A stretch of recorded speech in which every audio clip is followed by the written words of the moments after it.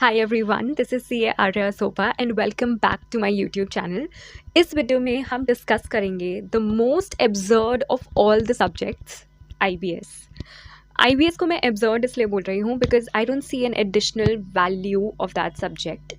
अगर आप उसको as a multi disciplinary subject ले भी रहे हैं तो भी I don't see an actual value out of that subject. आपको ओपन बुक ही है वो एक तरह से, तो आपको सब कुछ बुक से ही देखना है. The only thing that is going to be tested in that subject is how good you are at managing so many stressful things at one time, how good you are at recognizing which subject has that particular topic and which book basically has that topic. IBS के लिए लोग बिल्कुल मेहनत नहीं करते हैं, but the most important thing that you have to realise is कि IBS में कुछ भी बाहर से नहीं आएगा. इंटीग्रेटेड बिजनेस सॉल्यूशंस जो है वो आपके rest of the seven subject, 7 इसलिए बोल रही हूँ मैं because I am also counting law and SCPM, जिसमें से भी टॉपिक्स आते हैं, जिसमें से भी क्वेश्चंस आते हैं, काफ़ी ज़्यादा आते हैं इनफैक्ट. तो आपको उनको भी इंक्लूड करके चलना है IBS में.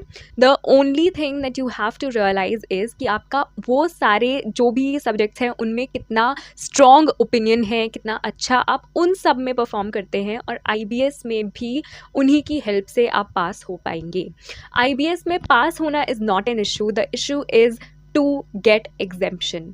आपको भी पता है कि हो सकता है DT का पेपर इस बार डिफ़िकल्ट आ जाए क्योंकि लास्ट टाइम IDT का पेपर टफ आया था, या फिर ये भी हो सकता है कि IDT का पेपर ही वो लोग फिर से टफ दे दें. तो आपको ये चीज़ें ध्यान में रखनी है कि आप कैसे IBS के पेपर में इतना अच्छा स्कोर कर पाएँ जिससे आपका DT IDT में अगर आप पास भी होते हो तो भी आप ओवरऑल जो है वो पास हो पाओ, ओवरऑल सक्सेसफुल आ पाए. सो फॉर दैट गाइज मैं आपको एक स्ट्रैटेजी बताती हूँ जो मैंने फॉलो करी थी IBS में. IBS में कोई भी बच्चा ऐसा नहीं होगा जो पहले से मेहनत करता हो, पहले से केस स्टडीज़ सॉल्व करता हो, बट मैंने करी थी. मैंने केस स्टडीज़ कैसे सॉल्व करी थी, मैंने जो इंस्टीट्यूट की केस स्टडी बुकलेट्स है और जो अलग अलग केस स्टडीज़ इंस्टीट्यूट ने निकाली थी, मैंने उन सबको खुद से एक बार सॉल्व, वैसे नहीं बट मैंने सामने बहुत सारी बुक्स खोलकर और उनमें से जल्दी जल्दी टाइमर लगाकर देखना कि मुझे कितना टाइम लग रहा है एक केस स्टडी सॉल्व करने में, और फिर उस टाइम को धीरे धीरे करके कम करना. That is the main objective जो आपका IBS में होना चाहिए. और ये मैं आपको ये नहीं बोलूँगी कि आप जितना टाइम बाकी सब्जेक्ट्स को दे रहे हो उतना ही IBS को दो, because that would be unfair. I would suggest कि आप एटलीस्ट 5 डेज़ एग्ज़ाम से जस्ट पहले कोई से भी 5 दिन आप प्लीज़ IBS को ज़रूर देना.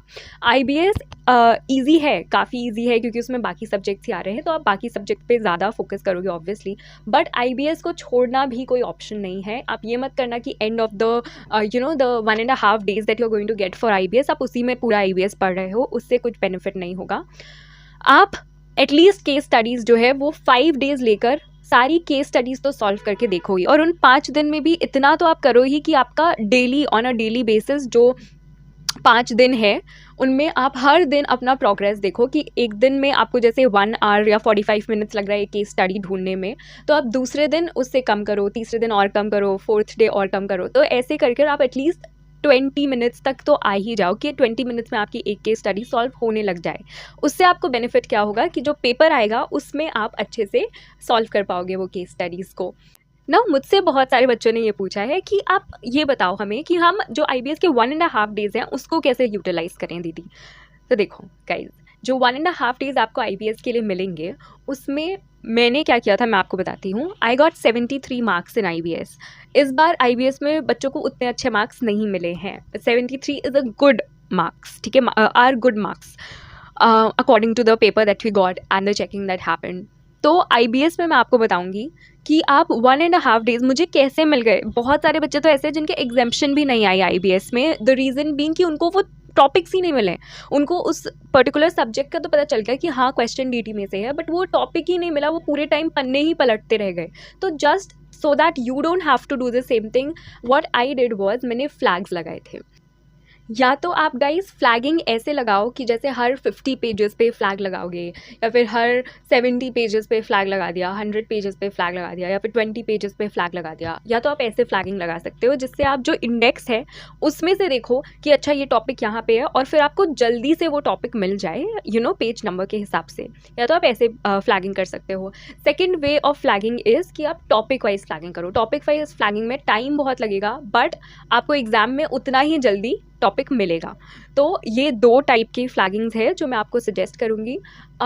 कुछ सब्जेक्ट्स ऐसे थे जिनके लिए मैंने टॉपिक वाइज फ्लैगिंग करी थी, जैसे एससीपीएम और लॉ, क्योंकि मुझे लॉ और एससीपीएम मैंने पहले से जो बाकी सब्जेक्ट्स हैं उनके साथ उतने अच्छे से नहीं पढ़ा था। मैंने सिर्फ सेट ए सेट बी जो है उसके लिए बाद में पढ़ा है लॉ और एससीपीएम, तो मैंने इसलिए टॉपिक वाइज फ्लैगिंग करी थी। बाकी सब में मैंने पेज वाइज फ्लैगिंग करी थी। तो आपके पास भी ये 2 ऑप्शंस हैं। आप जो भी आपको लगता है, जिस भी सब्जेक्ट में आप अच्छे नहीं हो उसमें आप टॉपिक वाइज फ्लैगिंग करो, और जिस भी सब्जेक्ट में आपको लगता है इसके तो नोट्स मेरे को मतलब याद ही है, तो उसमें आप फिर page wise number wise flagging कर सकते हो। तो ये है कुछ ऐसी स्ट्रैटेजीज फॉर आईबीएस जो है वो पेपर बहुत एवरेज आता है, बट इस बार जैसे थोड़ा टफ आया था ऑब्वियसली, बट आपको रियलाइज़ होना चाहिए कि आपको कौन कौन से मटेरियल्स लेकर जाने हैं एग्जाम्स में। अभी से आप प्रिपेयर करना शुरू कर दो कि जो नोट्स आप टीचर के जो भी नोट्स रेफर कर रहे हो वही नोट्स आप लेकर जाओ एग्जाम में, क्योंकि अगर आप ये पूरा स्टडी मटेरियल लेकर जाने लगे ना तो बहुत प्रॉब्लम हो जाएगी गाइज। बट मैं अपना बताती हूँ, मैंने टीचर के नोट्स तो लेकर गई ही थी, साथ में मैं स्टडी मटेरियल भी लेकर गई थी। तो मैं तो स्टडी मटेरियल भी लेकर गई थी, और मुझे कितना टाइम लगा था, मुझे अराउंड 30 बुक्स थी मेरे पास, और मैं 2 बड़े बड़े सूट केसेस लेकर गई थी। तो जो भी आपको बोल रहे हैं ना कि आप ज़्यादा सामान नहीं ले जा सकते, आप जितना चाहो उतना सामान ले जा सकते हो, but you have to realise कि कोई आपकी हेल्प नहीं करेगा। वो 2 सूट केसेस मुझे खुद ही ऊपर तक लेके जाने पड़े थे, तो आपको भी वही करना पड़ेगा। और आप इतना ज़्यादा सामान भी मत लेके जाना कि आप ऊपर ले जाने में ही, मतलब उसको जैसे आपका 3rd फ्लोर पे है अगर, तो 3rd फ्लोर में ले जाने में ही आप थक गए और उसके बाद आप कुछ और मतलब आप लिख ही नहीं पा रहे हो ठीक से, तो ये मत करना। आप नॉर्मल अमाउंट ऑफ बुक्स लेके जाना, और उससे आपको बेनिफिट ज़रूर होगा। बस ये देख लेना कि कौन सी बुक्स आपको ले जानी है, वो डिपेंड करता है फ्रॉम बुक्स टू बुक्स कि मतलब आपने कौन से नोट्स रेफ़र किए हैं।